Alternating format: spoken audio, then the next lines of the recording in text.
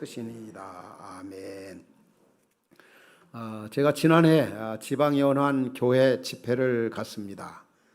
근데 제가 강사로 간 그 교회 집회 그 주제는 옛적 같게 하옵소서였습니다. 오늘 설교 제목이 뭐죠?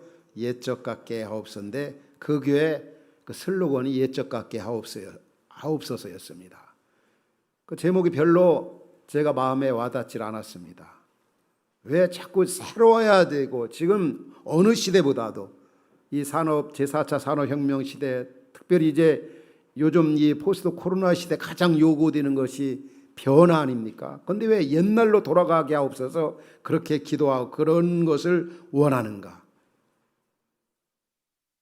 그 집회에 참여하면서 담임 목사님과 교제하면서, 새로 부임한 그 목사님과 교제하면서 그 의미를 알게 되었습니다. 왜 옛적 같게 하옵소서? 그 교회가 옛날에는 한때 엄청나게 성장하는 교회였습니다. 숫자적으로나 또 어떤 내부적인 그런 어떤 영향력에 있어서 아주 귀한 교회였는데, 시간이 흐르고 날이 갈수록 그 교회가 자꾸 쇠퇴하기 시작하고, 자꾸 형식화되어져 가고, 고인물이 되어져 가고, 제도화되어져 가고, 또 화석화되어져 가니까 새로 부임한 목사님이 옛날로 돌아가게 하옵소서, 옛날같이 봉사하고 옛날같이 기도하고 옛날같이 부흥하는 교회가 되게 하옵소서, 그런 슬로건을 제시했던 겁니다. 교회가 비본질화 되어져 갈 때 성도들이 어떤 기도를 합니까? 교회에서 특별히 대빛 기도하는 분들이 초대교회로 돌아가게 하옵소서. 또 어느 때는 우리 성도님들이 기도할 때 처음 사랑을 회복시켜 주옵소서, 그 순수한 처음 사랑을 회복시켜 달라고 기도합니다. 또 어느 때는 지난 수요일에 어느 집사님 기도할 때 이런 기도를 하시더라고요. 하나님, 우리 흩어진 화평 가족들이 초심을 잃지 않게 하여 주옵소서, 초심으로 돌아가게 하옵소서. 이게 얼마나 아름다운 기도입니까? 옛날 이스라엘 백성들이 포로에 잡혀 있으면서 옛적 같게 하옵소서는 바로 초심으로 돌아가게 하옵소서, 처음 사랑을 회복시켜 주옵소서, 초대교회로 돌아가게 하옵소서, 그런 기도와 같은 의미를 가지고 있는 겁니다. 오늘 여러분과 읽은 본문의 내용은 어떤 내용입니까? 그 이스라엘이 남방유다, 북방이스라엘로 둘로 나눠져 있지 않습니까? 우리나라가 남북한인 것처럼 남쪽이 바로 남방유다입니다. 이들이 586년에 바벨론으로 포로로 잡혀가게 되었습니다. 근데 포로로 잡혀가서 그들의 생활 모습이 어땠습니까? 오늘 본문에 보면은 기가 막힙니다. 그 포로기에 있으면서 그 나라 이방 사람들로부터 짓밟힘을 당합니다. 치욕을 당합니다. 마시고 먹는 거 매일 구걸해서 하루하루를 살아갑니다. 그 사람들이 얼마나 막 무시하는지, 청년들이 힘을 잃고 노인들이 늘 앉아있으면서 고통을 당하고, 또 노래할 수도 없고.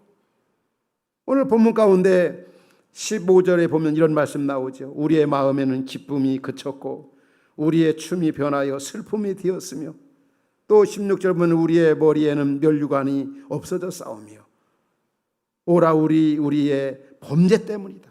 지금 범죄 때문에 사명을 가졌던 이스라엘 민족이 이방 나라로 포로 잡혀가 지금 어려움에 처해 있는 것입니다.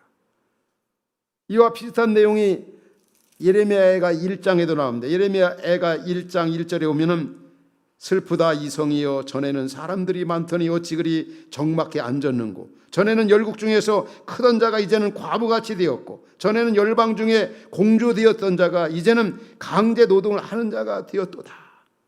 기가 막힌 거 아닙니까?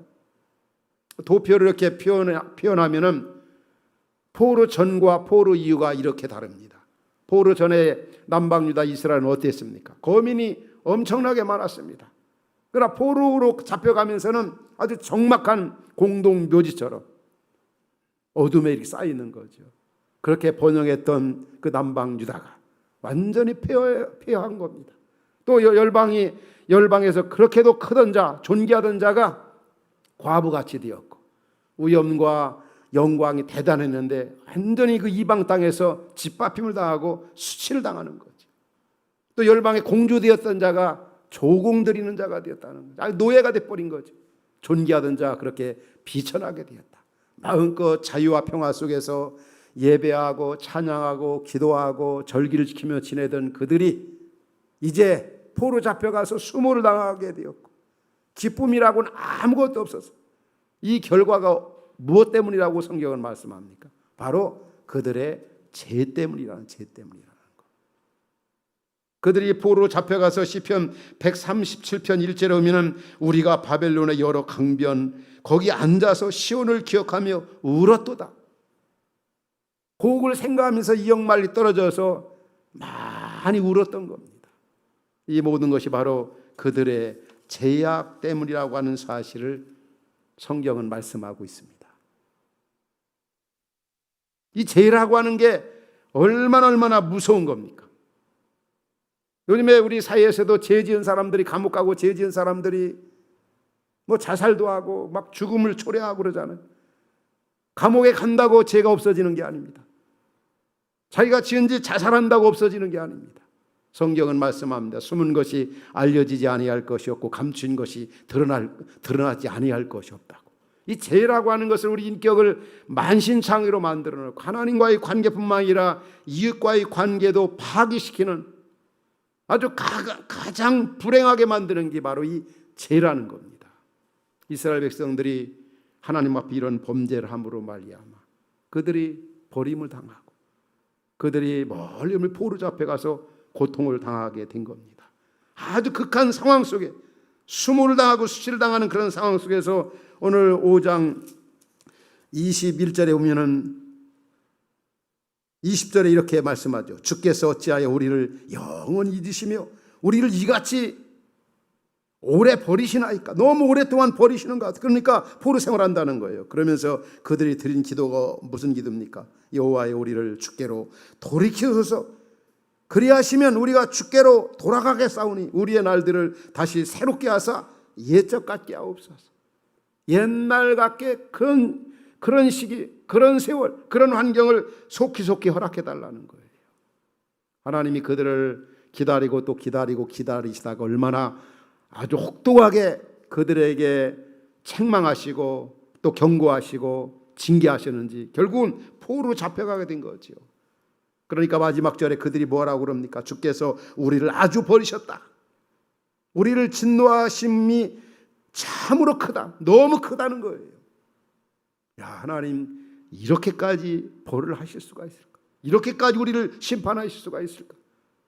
그들의 가장 큰 불행은 조국 본토를 버린 것도 아픔이 있지만 조상적부터 섬겨오던 하나님, 아브라함의 하나님, 이삭의 하나님, 야곱의 하나님이 우리를 버리셨구나. 이런 생각 때문에 시리와 실망 가운데 살아가고 있었어요. 그런데 하나님께서는 어떻게 말씀합니까? 특별히 이사야서 49장 14절부터 16절에 이런 말씀이 나와요. 시온이 이스라엘 백성들 포로에 있는 그들이 생각하기를 여호와께서 우리를 버렸다. 주께서 우리를 잊으셨다. 그렇게 생각하고 있을 때 뭐라고 이사야 선지자를 통해 하나님께 뭐라고 말씀하셨습니까? 여인이 어찌 그 젖 먹는 자식을 잃겠으며 자기 태에서 난 아들을 긍휼히 여기지 않겠느냐. 그들은 혹시 잊을지라 나는 너를 잊지 아니할 것이라. 그러면서 16절에 뭐라고 말씀하죠? 내가 너를 내 손바닥에 새겼다. 오늘날도 하나님께서는 하나님을 멀리 떠난 사람이라 할지라도 죄를 지었다 할지라도 하나님의 외면한 사람이라 할지라도 하나님은 결코 우리를 잊으시는 그런 하나님이 아니십니다. 버리시는 하나님이 아닙니다. 내가 너를 내 손바닥에 새겼다까지 말씀하십니다. 오늘 여기 앉은 우리도 마찬가지입니다. 이 코로나 바이러스 이 어려운 시대를 살아가고 있습니다. 왜 하나님께서 이렇게 어려움을 주는 이 고통을 주는가? 언제 이 고통이 끝나는가? 그럼에도 불구하고 하나님은 우리를 버리지 아니하시고 우리를 외면하지 아니하시고 우리를 끝까지 보호하시고 지키시고 함께 하신 하나님이십니다. 이사야 41장 다른 곳에 보면 이런 말씀이 나오죠. 이사야 41장 8절 10절 보면 그런 말씀이 나와요. 나의 종너 이스라엘아 나의 택한 야곱아 나의 봇 아브라함의 자손아. 여기 앉은 믿음의 식구들 하나님이 부르시는 그 별명이 세 가지가 있어요. 나의 종너 이스라엘아. 이 말은 많은 민족 가운데 우리를 여기 앉은 여러분들을 선택했다 그런 의미에서 나의 종너 이스라엘아 이렇게 부르시고 우리는 영적 이스라엘이에요. 나의 택한 야곱아. 이 말은 허물이 많고 거짓되고 위선된 게 많아도 그런 의미에서 우리를 사랑한다 할 때는 야곱아 이렇게 우리를 부르십니다. 또 나이보다 아브라함의 자손아. 이 말은 아브라함과 이삭과 약속에 있어서 신실하신 하나님이라는 거예요. 힘든 시대를 살아가는 흩어진 우리 화평 가족, 우리에게 오늘 또 말씀합니다. 나의 종도 이스라엘아, 너 힘들지? 나의 택한 야곱아, 나 너 잘못해. 나 너 사랑해. 나이보다 아브라함의 자손아, 나도 약속한 거 이루기까지 나 너 떠나지 않을 거야. 포르기에 있는 이스라엘 백성에게 말씀하신 것처럼 오늘 코로나 시기에 살아가는 우리에게 하나님이 이 말씀을 주고 계시다는 사실입니다. 여러분 그렇게 믿습니까? 하나님은 결코 우리를 버리시거나 외면하거나 포기하는 그런 하나님이 아니라는 것. 고통을 당한다고, 우리가 재앙을 만났다고 하나님 우리를 결코 외면하시는 그런 하나님이 아니라는 거죠. 그래서 이스라엘 백성들, 남방 유다 그들이 포르기에서 하나님 앞에 그렇게 기도하면서, 하나님 우리를 옛적 같게 하옵소서. 우리 죄의 결과로 말미암아 여기서 지금 포로 생활하고 있습니다. 옛적 같게 하옵소서. 옛날같이 정말 마음껏 하나님 앞에 예배하고 찬양하며 기도하던 그런 환경을 달라고 하나님 앞에 기도하고 있는 거예요. 그 크신 사랑, 그 큰 은혜 저버리고 그들이 계속 죄만 짓다가 지금 이 포로 생활을 하고 있는 겁니다. 얼마나 힘들겠습니까? 그렇게 잘 나가던 그들이, 그렇게 하나님의 사랑을 받던 그들이 죄를 범함으로 말미암아 이렇게 이방 땅에 와서 짓밟힘을 당하고 억울한 일을 당하고 애롭게 고통스럽게 보내고 있잖아요. 얼마나 힘들겠습니까? 우리가 사는 것도 그렇지 않습니까? 예를 들면 단칸방 혹은 이제 그 문칸방에 살다가 맨션 아파트로 넓은 곳으로 오면 너무 좋지요. 그러나 그 맨션 아파트 살던 사람이 그 문칸방으로 오고 지하방으로 온다고 생각해봐요. 얼마나 힘들게, 마치 지금 유다민지 그런 상황인 거죠. 그렇게 아름답게 마음껏 하나님께 예배하고 찬양하고 사랑을 받던 그들이 죄를 지음을 말미암아 집안에서 어떻게 보면 쫓겨난 거나 마찬가지, 이방 땅에 와서 그렇게 짓밟힘을 당하는 겁니다. 그러니까 옛날 생각하면서, 하나님 정말 옛날 같게 하옵소서. 옛날처럼 기도 생활, 옛날처럼 예배 생활, 옛날처럼 마음껏 봉사하고 옛날처럼 하나님 사랑하며 살게 하여 주옵소서. 이러한 이스라엘 백성들의 울부짖음과 하나님의 긍휼을 구하는 그들의 모습을 보면서 오늘 우리 자신을 한번 생각해 봅시다. 오늘 우리 이 시대에 옛날 이스라엘 포르기에서 드렸던, 남방 유다 이스라엘 백성들이 드렸던 기도가 절실히 필요하지 않습니까? 필요한 때를 살아가고 있습니다. 한번 우리 자신을 한번 생각해 봐요. 옛날과 현재 나의 모습이 어떠한가? 정말 옛날처럼 그렇게 순수한 열정으로 하나님을 섬기고 있는가? 옛날처럼 그렇게 열심히 기도하고 있는가? 옛날처럼 정말 집회 모임, 교회밖에 모르고 교회 충실하게 예배 참석하며 모임을 그렇게 갈망하던 그런 마음이 지금도 변함없이 있는가? 옛날처럼 전도하고, 긍정적인 면에서 얘기하는 겁니다. 예수님 그 마음 닮았던 그 옛날 그 마음. 그러나 반대로 오히려 옛날 같지 않고 마치 죄를 짓고 그냥 종교인으로 전락하고 모양만 있고 형식만 있고 내용도 없고 실제도 없고 열매 없는 그런 신앙생활을 하고나 있지 아니한가? 포르기에 있는 유다 백성들의 모습을 보면서 지금 어려운 가운데 살아가는 우리들, 정말 이 기도가 필요하지 않는가? 옛적 같게 하옵소서. 옛날처럼 그렇게도 열심히 하나님 섬기고 열심히 기도하고 열심히 이웃을 사랑하고 하나님을 사랑하다. 사실 우리가 옛날을 생각하면 감사한 일들밖에 없죠. 현재 우리의 사는 그 모습도 마찬가지입니다. 옛날 그 힘들었던 때 살던 것과 현재 사는 모습, 엄청난 차이가 있죠. 또 옛날에 때로는 우리가 건강이 연약해서 어떤 분들은 힘들었던 그런 때도 있었어요. 지금 생각이 얼마나 건강합니까? 때로는 옛날에 참 자녀들이나 주변 사람들로부터 어려움당하고 고난당하고 힘들었다는데 하나님께서 그런 모든 것들을 거두어 가셨어요. 아름답게 이루어 주셨어요. 또 옛날 생각하면 때로는 실직되고 직장이 없어 힘들었던 그런 때 하나님께서 일할 수 있는 현재의 직장을 주시고, 무엇보다 우리 믿는 사람들에게는 하나님이 주신 그런 구원의 은혜가 얼마나 감사합니까? 옛날을 생각하면 정말 그리워지고 사무해지고 감사한 것밖에 없는 거지요. 그래서 시인은 시편 116편 12절, 13절, 14절에서 그렇게 하나님 앞에 옛날을 생각하면서 감사 기도를 합니다. 시편 116편 12절에 오면은 내게 주신 모든 은혜를 내가 여호와께 무엇으로 보답할까? 13절 보면 내가 구원의 잔을 들고 여호와의 이름을 부르며 14절 여호와의 모든 백성 앞에서 나는 나의 소원을 갚으리로다. 오늘 이루어진 곤고한 때 성경은 말씀합니다. 곤고한 날에는 깊이 생각하라. 포스트 코로나 시기에 우리에게 이 곤고함을 하나님이 허락하셨어요. 이때 우리가 가장 깊이 생각할 게 뭡니까? 옛날 예로부터 오늘의 일까지 하나님 주신 은혜들, 특별히 옛날 그렇게 순수한 열정, 그렇게 아름다운 마음, 하나님을 섬기고 이웃을 섬기고 교회 충성 봉사했던 그런 모습들. 지금 특별히 우리는 예배에 있어서 그렇죠. 예배 얼마나 많이 제한을 받고 있습니까? 마음껏 예배하고 마음껏 찬양하고 마음껏 기도하고. 오늘 또 세 형제 자매들이 이렇게 찬양할 때 참 눈물이 나오더라고요.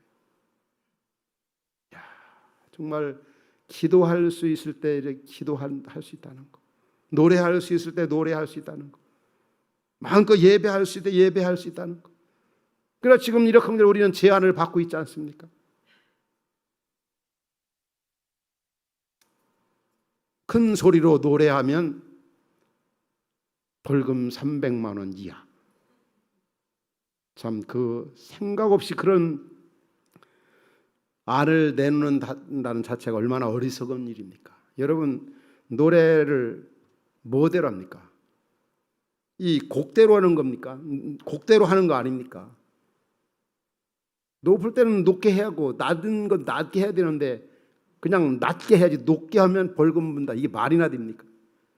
통성기도가 뭡니까? 자체가 소를 내어서 기도하는 건데 통성기도하고, 참 이런 부분에 이 예배 제약을 받는다는 자체가 얼마나 참 힘든 시기입니까? 그러나 우리는 아직 늦지 않았습니다. 지금 아직은 기도할 수 있습니다. 아직은 찬양할 수 있고 아직은 마음껏 어떤 모양이든 예배를 할 수가 있습니다. 그러나 우리는 어느 때는 예배할 수 없을 때, 기도할 수 없을 때, 찬양할 수 없을 때가 우리 앞에 올 수도 있어요. 모든 일에 기회가 있는 겁니다. 이스라엘 백성들은 그런 기회를 잃어버린 거예요. 지금 잃어버린 거예요. 우상 섬기는 이방 나라에 와가지고 그들이 마음껏 기도할 수 있어요. 마음껏 예배할 수 있어요. 찬양할 수 있어요. 못한다는 거죠. 그래서 본문도 보면은 그런 말씀이 나와요. 청년들은 다시 노래하지 못하라이다. 노래 못하게 한 거죠. 하나님 찬양 못하게 한 거예요. 예배 못하게 한 겁니다.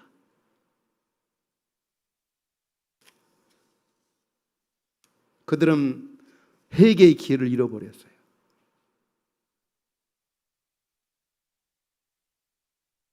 그래서 성경은 우리에게 뭐라고 말씀합니까?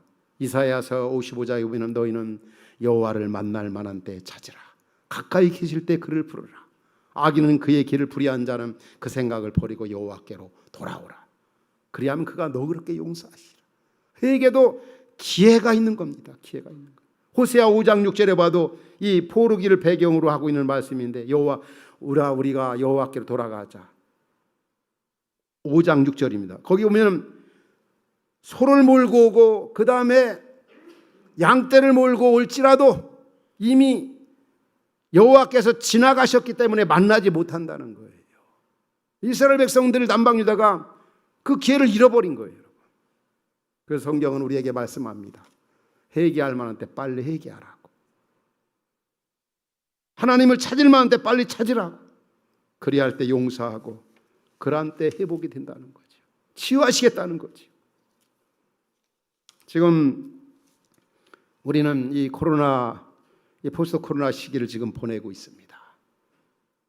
저나 여러분 모두가 이 땅에 있는 사람들이 이 코로나 바이러스를 우습게 생각했죠. 그거 뭐 독감만도 못한 거 금방 끝나겠지. 여름이 오면 다 끝나버리겠지. 그러나 그 코로나 바이러스가 그렇게 감염률이 높고 세계를 다 발칵 뒤집어올 줄을 몰랐지. 이렇게까지 오래 갈지, 언제 이게 끝날지 보이지 않는 그런 거. 이런 부분이 어디서 왔는가? 분명한 것은 인간이 지은 죄의 결과로 코로나 바이러스가 이 땅에 왔다고 하는 사실입니다.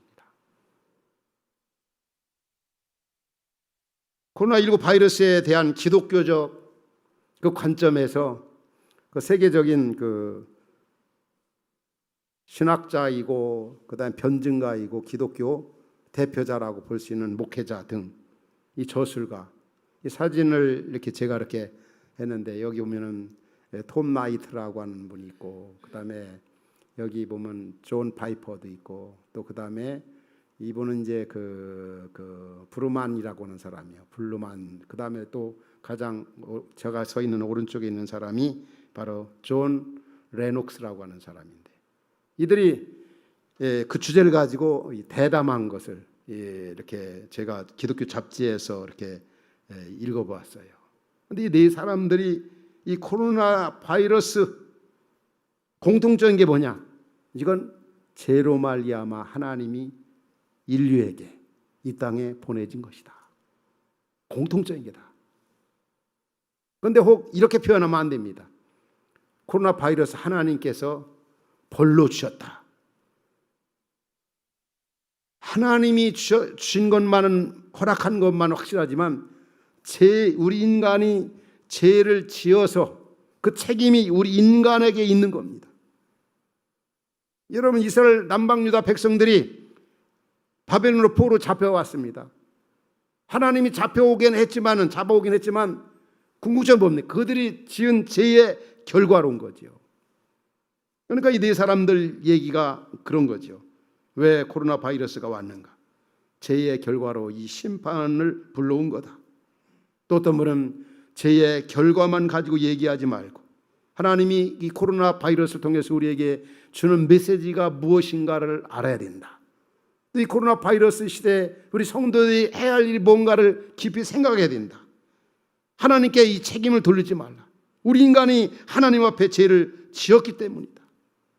또 우리 믿음의 식구들은 맹목적으로 이 사건을 하나님 없는 사람처럼 보면 안 됩니다. 왜냐하면 하나님은 주권자가 되시기 때문에 분명한 것은 하나님도 이 코로나 바이러스를 다스리고 계시다고 하는 것. 그래서 이 여기에서 우리가 붙잡아야 할 메시지가 뭡니까? 특별히 성경은 우리 믿음의 식구들을 통해서 하나님의 역사를 이뤄 가시는 걸 볼 수 있어요. 소돔과 고모라성 멸망이 왜 그렇습니까? 믿는 10명이 없어 멸망을 당한 거예요. 그 메시지는 뭡니까? 하나님께 이 시대를 이끌어갈 때 교회를 통해서 우리 믿음의 공동체를 통해서 당신의 역사를 이뤄간다는 거죠. 그런데 우리 믿음의 식구들이 그 사명을 감당하지 않으면 이스라엘처럼 버림을 당하고 고난을 당하고 포로 잡혀갈 수 있고 이런 재앙을 만날 수 있다는 거죠. 그리고 우리 믿음의 식구들은 이런 재앙이, 이런 코로나 바이러스가 나 때문에 왔다. 우리 인간의 죄 때문에 왔다. 그리고 우리가 해야 할 일이 뭡니까? 하나님 앞에 회개하는 일입니다. 내 죄, 우리의 죄, 민족의 죄, 열방의 죄 때문에 이런 코로나 바이러스가 이 땅에 주어졌습니다. 이스라엘 백성들이 남방유다 그들이 어떻게 기도했습니까? 여호와의 우리를 주께로 돌이키소서. 그리하면 우리가 주께로 돌아가겠다. 이제 우리가 잘못했습니다. 여호와의 목전에서 악을 행했습니다. 자백하던 고백하던 다윗처럼. 그게 바로 코로나 바이러스가 물러가는 길입니다. 이 땅에 있는 많은 사람들이 다 지금 코로나 바이러스 해결할 수 있는 백신을 기다리고 있습니다. 진짜 백신은 회개하는 길입니다. 우리를 위해 십자가에 고난받고 피 흘려 죽으신 주님 앞에 내 죄를, 우리의 죄를, 민족의 죄를, 열방의 죄를 용서해달라고 하나님 앞에 참여하는 것입니다. 병원에 가면, 환자가 병원에 가면 제일 먼저 하는 일이 뭡니까? 이제 진단을 합니다. 진단. 이 코로나가 왜 왔는가? 죄의 결과입니다. 죄로 우리 인간이 이 코로나 바이러스를 불러온 거죠. 진단하고 그 다음에 처방을 내리죠. 그 다음에 하는 일이 뭡니까? 치유하는 일입니다. 코로나서 치유의 최고는 바로 최고의 백신 우리 예수 그리스도. 회개할 때. 그래서 우리는 코로나가 진멸되고 사라지게 해달라는 기도도 중요하지만 먼저 우리에게 선제되어야 할 것이 있습니다. 바로 죄를 놓고 하나님 앞에 회개하는 일입니다. 그리고 예레미야 애가 1장 18절에 보면은 이 예레미야 애가 이 하나님 앞에 예레미야 선자가 통회하고 자백하는 모습이 나타납니다. 1장 18절에 우리 잘 아는 말씀이죠. 예루살렘 성에 혼자 남아 예레미야 선자가 어떻게 하나님 앞에 회개합니까? 여호와는 의로우시다. 그러나 내가 그의 명령을 거역하였도다. 내가 그의 명령을 거역하였다. 왜 예레미야 선자가 범죄했습니까? 이스라엘 남방 유다가 말을 듣지 아니하고 계속 하나님을 거역했죠. 그 남방 유다가 죄를 범해서 바벨론으로 포로 잡혀갔습니다. 그렇게 기도해야 받는 거 아닙니까? 그런데 예레미야는 내가 여호와의 목전에서 내가 여호와의 명령을 거역하였도다. 이게 바로 코로나 시기에 살아가는 저와 여러분들이 우리 그리스도인이 하나님 앞에 드려야 할 이 제사장적 기도입니다. 제사장은 백성을 대신해서 하나님 앞에 예배 기도를 관장한 일을 바로 그 당시에 제사장들이 했던 겁니다. 내가 죄를 범했습니다. 내가 성도로서 이 땅의 사명을 감당하지 못해서 이 땅에 이 민족이 열방이 이런 결과 이런 재앙을 맞이했습니다. 용서해달라고. 이게 바로 하나님이 들으시는 기도고 하나님이 받으시는 기도입니다. 여러분들 생각해 보십시오. 이 땅에 있는 열방이 민족이 사람들이 짓는 죄가 어떤 죄라고 생각합니까? 특별히 이 창조주 하나님, 주권자이신 하나님, 이 만물을 지으신 하나님을 인정하지 않는 거 있잖아요.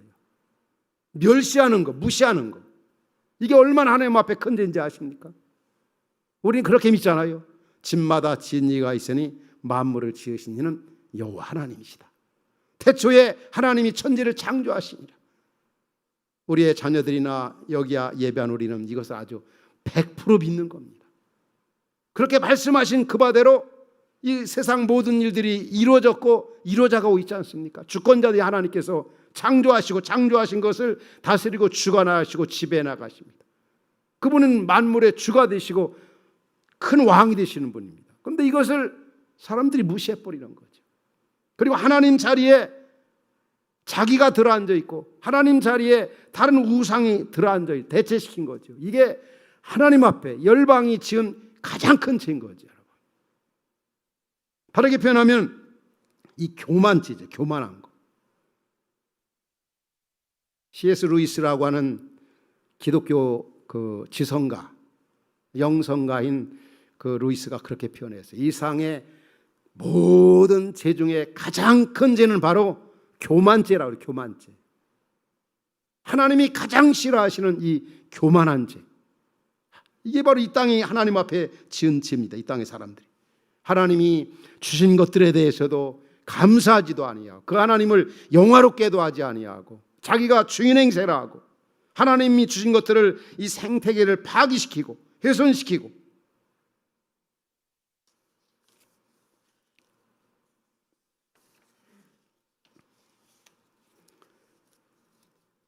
그래서 이 코로나가 우리에게 참 가져온 것들이 참 이 엄청나게 많죠. 가져온 것들 이 소극적인 측면에 오면은 이 비대면 이런 환경을 만들어 가지고 참 이 관계를 파괴시키고 말이에요. 우리 사람은 관계적 존재 아닙니까? 누가 표현한 것처럼 관계는 모든 것이고 다른 것은 부수적인 건데 이 비대면으로 인해서 이 관계가 이 친밀한 관계가 자꾸 사라지고 있어요. 물론 이제 실이제 온라인 시대가 왔고 온라인 예배, 온라인 교육, 학습 이제는 앞으로 필수가 되어 버렸어요. 그러나 이게 이 서로 대면을 해야 인격적인 교육이 이루어지는데 이런 것들의 위험성이 있죠. 그리고 이 마스크 착용 있잖아요.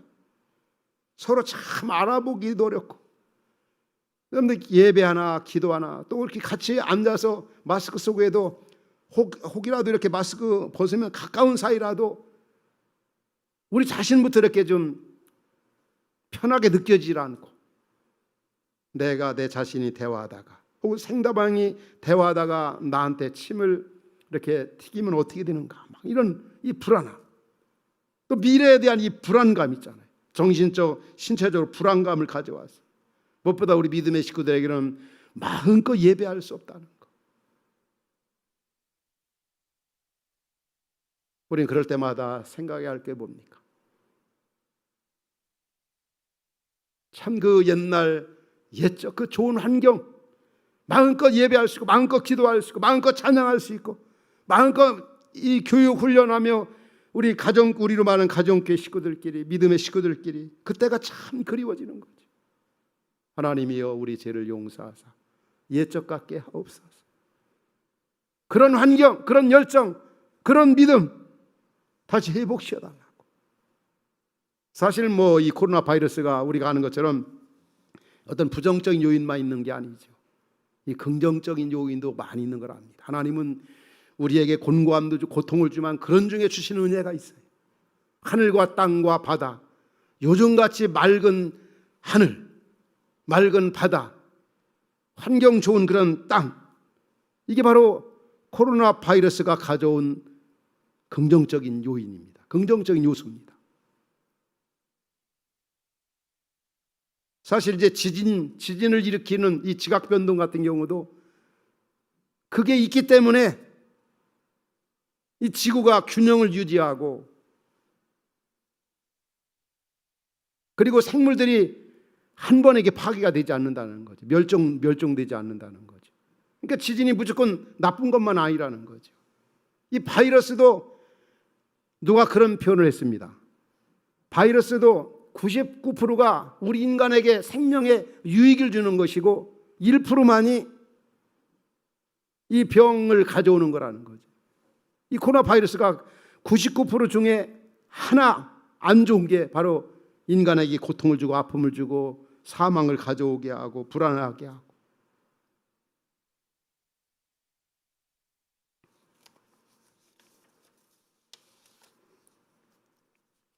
결론적으로 말씀을 드리고 싶습니다.